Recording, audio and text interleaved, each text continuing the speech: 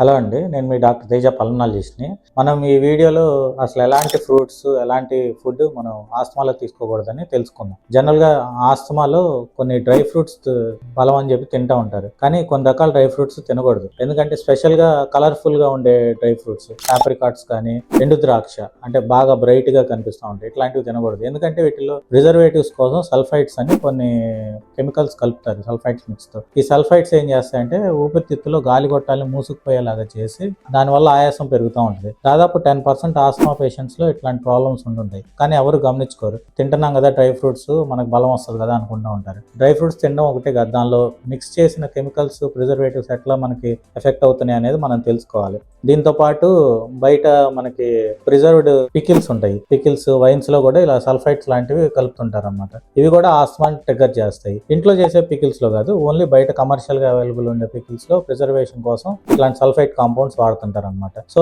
Dry fruits తినాలనుకుంటే only fresh fruits, pickles కానీ ఇట్లాంటివి తినాలనుకుంటే ఓన్లీ హోమ్ మేడ్ తింటే బెటర్.